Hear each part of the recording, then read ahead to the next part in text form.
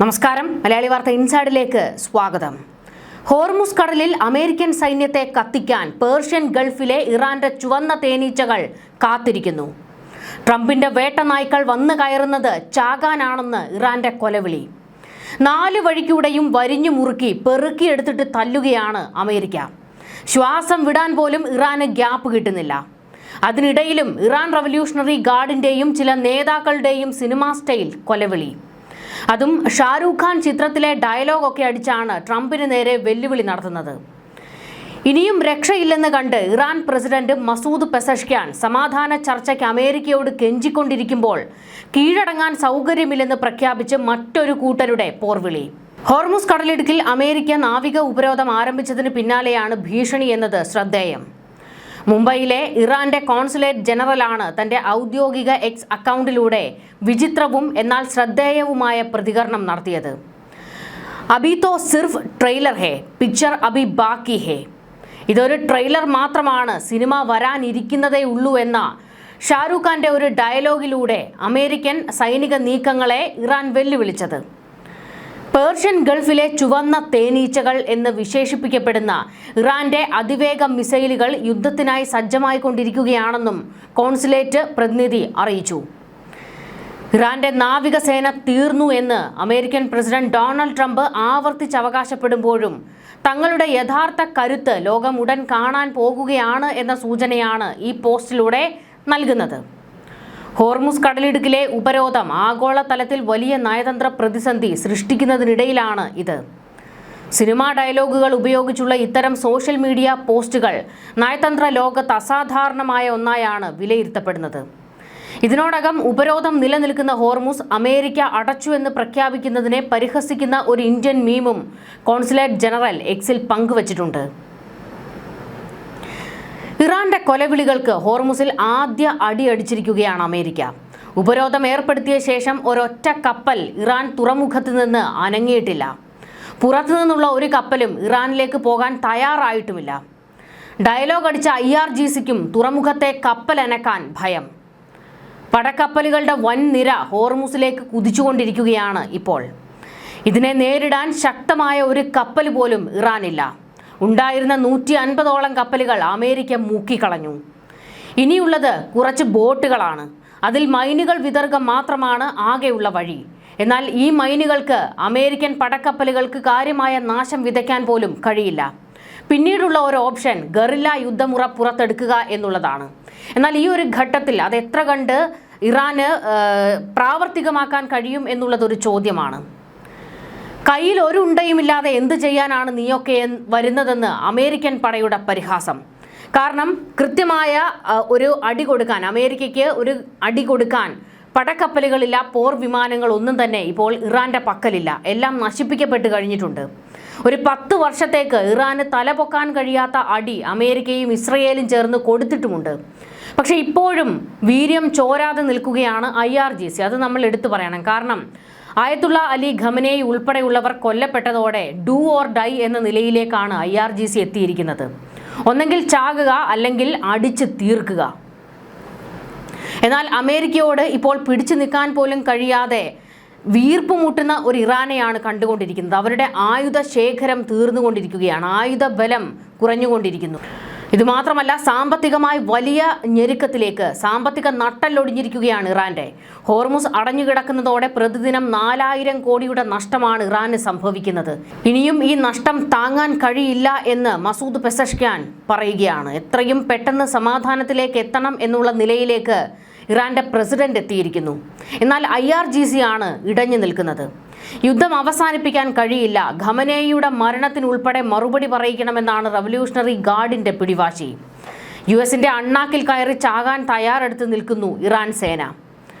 അടുത്ത ഘട്ട ചർച്ച ഉടൻ ആരംഭിക്കും. പൂർണ്ണമായ ഒരു കീഴടങ്ങലിലേക്ക് ഇറാൻ എത്തിയേക്കും. ആ ഒരു നിലയിലേക്കാണ് ഇപ്പോൾ മസൂദ് പെസഷ്ക്യാന്റെ പ്രതികരണങ്ങളൊക്കെ വരുന്നത്. എന്നാൽ സമാധാനത്തിനല്ല, 2 ആഴ്ചത്തെ വെടിനിർത്തൽ കരാർ അവസാനിക്കുന്ന ഏപ്രിൽ 21-ന് കയറി അടിക്കാൻ നോക്കിയിരിക്കുകയാണ് ഇസ്രയേൽ. അതിനു മുന്നേ സമാധാനത്തിലേക്ക് എത്താൻ ഇറാൻ ഭരണകൂടത്തിന്റെ നീക്കം. തടസ്സപ്പെട്ടുപോയ ചർച്ചകളുടെ തുടർച്ച ഉടൻ ഉണ്ടാകും എന്നുള്ള റിപ്പോർട്ടുകൾ പുറത്തു വന്നു കഴിഞ്ഞിട്ടുണ്ട്. ഒന്നുകിൽ ജനീവയിലോ അല്ലെങ്കിൽ ഇസ്ലാമാബാദിലോ ആയിരിക്കും ചർച്ചകൾ നടക്കുക. വെടിനിർത്തൽ കരാറിൽ ഇസ്രയേൽ പങ്കാളികളല്ല. എന്നാൽ ഇപ്പോൾ നടന്ന ചർച്ചയിലും ഇനി നടക്കാനിരിക്കുന്ന ചർച്ചയിലും ഇസ്രയേൽ കാര്യങ്ങൾ തീരുമാനിക്കുന്ന നിലയാണ്. ജൂതബുദ്ധിയാണ് കാര്യങ്ങൾ തീരുമാനിക്കുന്നത്. ഇസ്ലാമാബാദിലെ ചർച്ച പാളിയപ്പോൾ ഇറാൻ തന്നെ വലിയൊരു ആരോപണം ഉന്നയിച്ചിരുന്നു. ഇസ്രയേലാണ് സമാധാന ചർച്ചകൾക്ക് വിലങ്ങ് തടിയെന്ന്. ഇസ്രയേലാണ് നടക്കുന്ന ചർച്ചകളുടെ ബുദ്ധി കേന്ദ്രമെന്നും അവരാണ് കാര്യങ്ങൾ തീരുമാനിക്കുന്നതെന്നും ഇറാൻ തന്നെ വ്യക്തമാക്കുന്നുണ്ട്. അതായത് അമേരിക്ക ഇസ്രയേലിന് വിധേയപ്പെട്ട് നിൽക്കുന്നു എന്നുള്ള വലിയ ആരോപണമാണ് ഇറാൻ ഉന്നയിച്ചത്.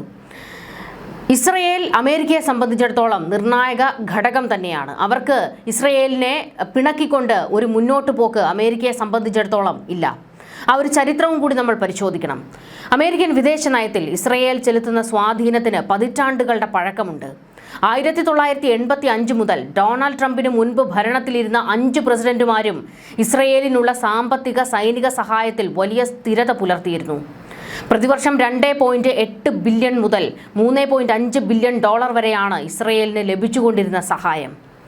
പ്രസിഡന്റ് ബറാക് ഒബാമയുടെ കാലത്ത് ഇസ്രയേലിന്റെ ഗുണപരമായ സൈനിക മുൻതൂക്കം നിലനിർത്തുക എന്നത് അമേരിക്കയുടെ ഔദ്യോഗിക നയമായി മാറി. മേഖലയിലെ മറ്റ് അറബ് രാജ്യങ്ങൾ അമേരിക്കയുമായി പ്രതിരോധ കരാറുകളിൽ ഏർപ്പെട്ടാലും അത് ഇസ്രയേലിന്റെ സൈനിക കരുത്തിന് ഭീഷണിയാവില്ലെന്ന് ഇതിലൂടെ വാഷിംഗ്ടൺ ഉറപ്പാക്കി. ഇതിന്റെ ഏറ്റവും വലിയ ഉദാഹരണമാണ് അത്യാധുനിക F-35 യുദ്ധവിമാനങ്ങൾ. മേഖലയിലെ ഇസ്രയേലിന് മാത്രമാണ് ഈ വിമാനങ്ങൾ സ്വന്തമാക്കാൻ അനുമതിയുള്ളത്. 2017 ട്രംപ് അധികാരമേറ്റതോടെ പശ്ചിമേഷ്യൻ നയതന്ത്രത്തിൽ വലിയ മാറ്റങ്ങൾ സംഭവിച്ചു. മിറിയം അഡൽസൺ, ഷെൽഡൺ അഡൽസൺ തുടങ്ങിയ ഇസ്രയേൽ അനുകൂലികളായ വൻകിട ദാതാക്കളുടെ പിന്തുണ ട്രംപിനുണ്ടായിരുന്നു. ഇതിന്റെ പ്രതിഫലനമെന്നോണം US ജെറുസലേമിനെ ഇസ്രയേലിന്റെ തലസ്ഥാനമായി അംഗീകരിച്ചു. US എംബസി ടെൽ അവീവിൽ നിന്ന് ജെറുസലേമിലേക്ക് മാറ്റി. ഗോലാൻ കുന്നിന് മേലുള്ള ഇസ്രയേൽ അവകാശവാദം അംഗീകരിച്ചു. ഇറാനുമായുള്ള ആണവ കരാറിൽ നിന്ന് ഏകപക്ഷീയമായി പിന്മാറി. ഇസ്രയേലിന്റെ ഏറ്റവും അടുത്ത സുഹൃത്തായി ട്രംപ് മാറിയെങ്കിലും അദ്ദേഹത്തിന്റെ സമീപനം എപ്പോഴും കരാറുകൾ അടിസ്ഥാനമാക്കിയുള്ളതായിരുന്നു.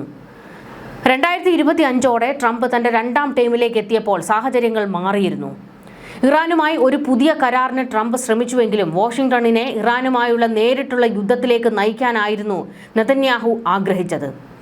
2025 ജൂണിൽ ഇറാനിയൻ ആണവ കേന്ദ്രങ്ങൾക്ക് നേരെ ഇസ്രയേൽ നടത്തിയ ആക്രമണം ഇതിന്റെ ഭാഗമായിരുന്നു. 2026 ജനുവരിയിൽ വെനസ്വേലൻ പ്രസിഡന്റ് നിക്കോളാസ് മഡൂറോയെ പിടികൂടാൻ നടത്തിയ ഓപ്പറേഷന്റെ വിജയം ട്രംപിന് അമിത ആത്മവിശ്വാസം നൽകി. ഇതേ മാതൃക ഇറാനിലും ആവർത്തിക്കാമെന്നും ഇറാനിലെ ആഭ്യന്തര പ്രക്ഷോഭങ്ങൾ ഇസ്ലാമിക് റിപ്പബ്ലിക്കിനെ അട്ടിമറിക്കാൻ സഹായിക്കുമെന്നും നെതന്യാഹു ട്രംപിനെ ബോധ്യപ്പെടുത്തി. എന്നാൽ ഈ കണക്കുകൂട്ടലുകൾ പിഴച്ചു. ഏപ്രിൽ 8-ന് ഇസ്രയേലിനെ മാറ്റി നിർത്തി ഇറാനുമായി ചർച്ചയ്ക്ക് അമേരിക്ക തയ്യാറായെങ്കിലും ലെബനനിൽ ആക്രമണം ശക്തമാക്കിക്കൊണ്ട് നെതന്യാഹു ആ നീക്കത്തെ അട്ടിമറിച്ചു. ഹിസ്ബുള്ളയോടുള്ള ഇറാന്റെ പ്രതിബദ്ധത പരീക്ഷിക്കാനായിരുന്നു ഇസ്രയേലിന്റെ ശ്രമം. നിലവിൽ ഹോർമുസ് കടലിടുക്കിലെ ഇറാനിയൻ ഭീഷണി രാജ്യാന്തര വിപണിയിൽ എണ്ണവില ബാരലിന് $150 ഉയരാൻ കാരണമായിട്ടുണ്ട്. UK, ഫ്രാൻസ് തുടങ്ങിയ അമേരിക്കൻ സഖ്യകക്ഷികൾ പോലും ലെബനനിൽ അടിയന്തര വെടിനിർത്തലിനായി സമ്മർദ്ദം ചെലുത്തുകയാണ്. ഹോർമുസിലെ ഉപരോധവും ലെബനനിലെ സംഘർഷവും അമേരിക്കയെ ഒരു വലിയ സാമ്പത്തിക സൈനിക പ്രതിസന്ധിയിലേക്ക് നയിക്കുമെന്നാണ് വിലയിരുത്തപ്പെടുന്നത്. ഇസ്ലാമാബാദിലെ ചർച്ചകൾ വഴിമുട്ടിയെങ്കിലും 2 ആഴ്ചത്തെ വെടിനിർത്തൽ കാലാവധി അവസാനിക്കുന്ന ഏപ്രിൽ 21-ന് മുൻപായി US-ഉം ഇറാനും തമ്മിൽ പുതിയ റൗണ്ട് ചർച്ചകൾക്ക് സാധ്യത തെളിഞ്ഞു കഴിഞ്ഞിട്ടുണ്ട്. ഈ വ്യാഴാഴ്ച ചർച്ച നടക്കുമെന്ന് രാജ്യാന്തര മാധ്യമങ്ങൾ റിപ്പോർട്ടും ചെയ്യുന്നുണ്ട്. എന്നാൽ സമയവും സ്ഥലവും ഔദ്യോഗികമായി തീരുമാനിച്ചിട്ടില്ല. ഇസ്ലാമാബാദ് അല്ലെങ്കിൽ ജനീവ എന്നാണ് പരിഗണനയിലുള്ള വേദികൾ. പക്ഷേ മറ്റൊരു കാര്യം ശ്രദ്ധിക്കേണ്ടത്, ഇനി നടക്കാൻ പോകുന്ന ചർച്ചയിലും ഇസ്രയേലായിരിക്കും നിർണായകമാകുക. ഈ കരാറിൽ പങ്കാളികളെയല്ല ഇസ്രയേൽ. എന്നിട്ടും അമേരിക്കയ്ക്ക് ഇസ്രയേലിനെ മാറ്റി നിർത്തിക്കൊണ്ട് ഇറാനുമായി ചർച്ചയ്ക്ക് കഴിയില്ല എന്നുള്ളതാണ് വസ്തുത. പതിറ്റാണ്ടുകളായി അമേരിക്കയും ഇസ്രയേലും തമ്മിലുള്ള ബന്ധം അത്ര ദൃഢമാണ്. അമേരിക്കയുടെ ബുദ്ധി അത് ജൂതന്റെ ബുദ്ധിയാണ് എന്നുള്ളതും നമ്മൾ എടുത്തു പറയേണ്ടതാണ്. അമേരിക്കൻ ഭരണകൂടത്തെ നിലനിർത്തുന്നതിൽ ജൂതബുദ്ധിക്ക് വലിയ ശക്തിയുണ്ട്. അവരുടെ സാമ്പത്തിക കേന്ദ്രങ്ങൾ അത്രത്തോളം വലുതാണ്. ന്യൂസ് ഡെസ്ക്, മലയാളി വാർത്ത ഇൻസൈഡ്.